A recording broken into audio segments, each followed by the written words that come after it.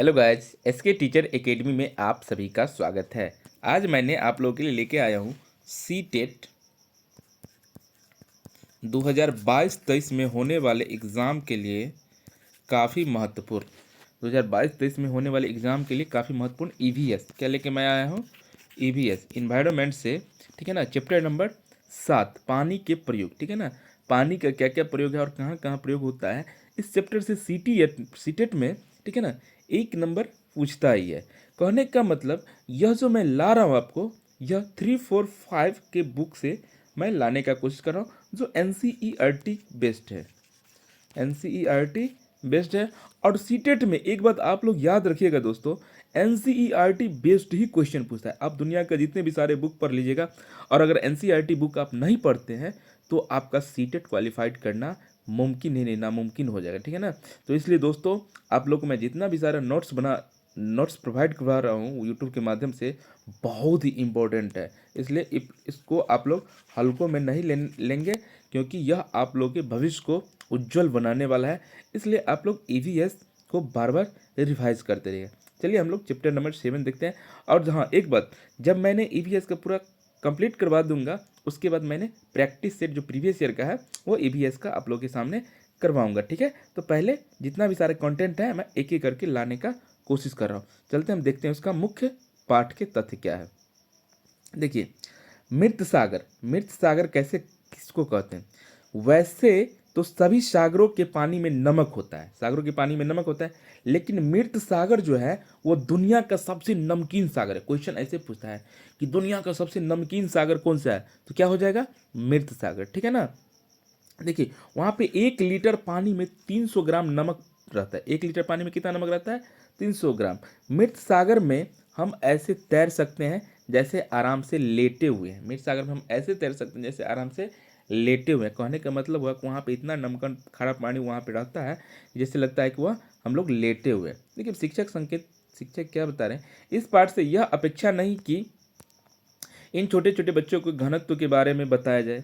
बच्चों के सभी तरह के उत्तरों, जैसे पानी भरी हो, ठीक है ना, गाढ़ा हो जाता है, वो हम स्वीकार करेंगे। और हम इस तरह बच्चों को घुलनशील और अघुलनशील के बारे में क्या करेंगे, बताएंगे। बहुत सी चीज़ें हैं जो ऐसी हैं जिन्हें हम स्पष्ट रूप से घुलनशील या अघुलनशील नहीं कह सकते।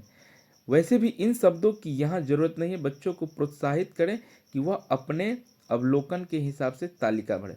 अब देखिए, यहाँ पे आ गया कि दांडी यात्रा, क्या आ गया, दांडी यात्रा।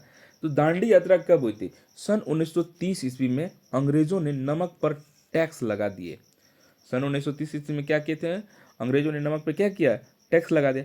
गांधी जी ने तब क्या किया, अहमदाबाद से दांडी के समुद्र तट तक एक लंबी यात्रा की, और ठीक है ना, और गलत कानून को तोड़ा। और वो जो गलत कानून लगा दिया था वो उनको क्या किया, तोड़ा। गांधी जी ने तोड़े। कौन लगाया था यह कानून, तो सन 1930 इसमें अंग्रेज ने लगाया था। नमक पे क्या लगाया था, टैक्स लगाया था।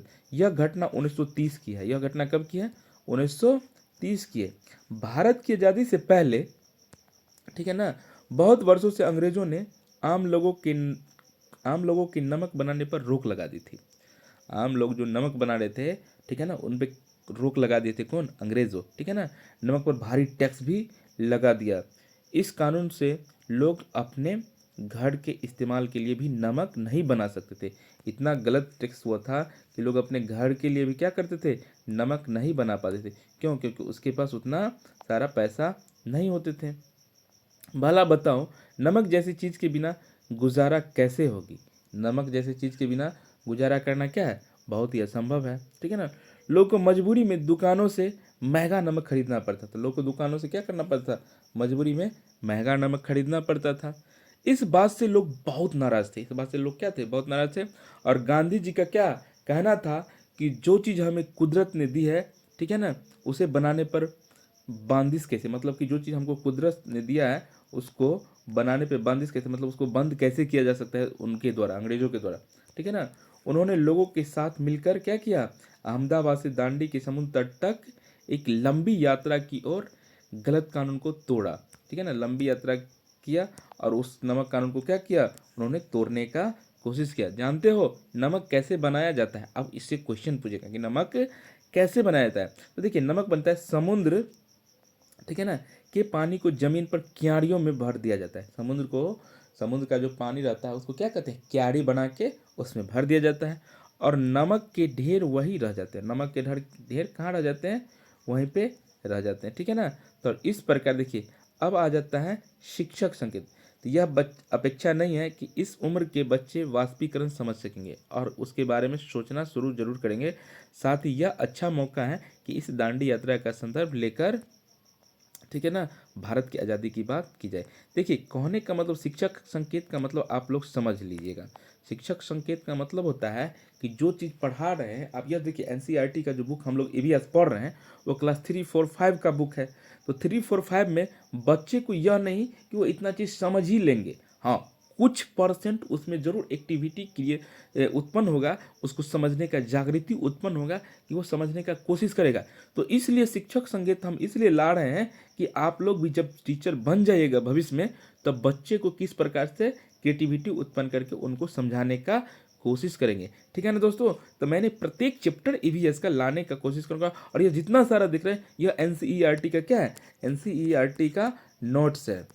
तो इसलिए आप लोग ध्यान से पढ़ेंगे दोस्तों, और आप लोग सीटेट क्वालिफाइड करेंगे। आप लोग के लिए तब तक के आप लोग को बेस्ट ऑफ लक, और आप लोग इस बार जरूर कामयाब हो। तब तक के लिए बाय बाय, आपका दिन